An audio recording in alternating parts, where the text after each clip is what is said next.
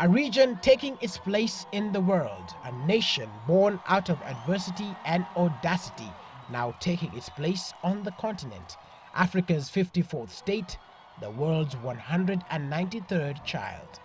But before the keynote address, a brief silence, a technical hitch, perhaps symbolic of the voice of freedom that had since been silent. But even this could not hamper the wave of excitement.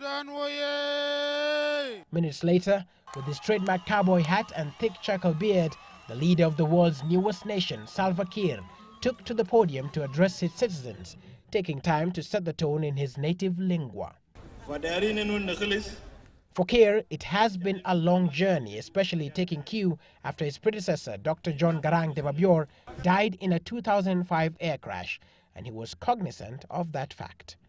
It is the day to ponder how much Dr. Garang De Mabior, whose blood has cemented our national foundation, have done for us.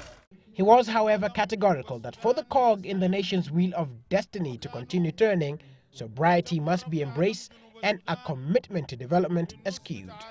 While the pillars of the house are important, its foundation is even more critical. Some 1.5 million people are estimated to have been killed during the conflict between southern rebels and the government in Khartoum.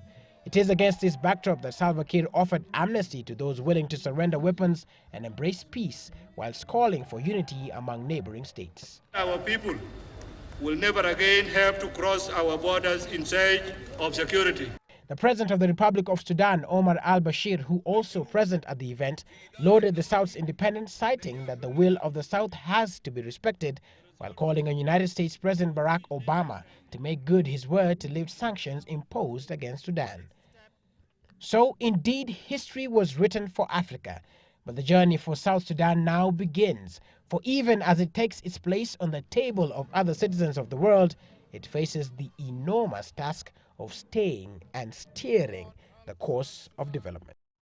Willis Raburu, Citizen Weekend.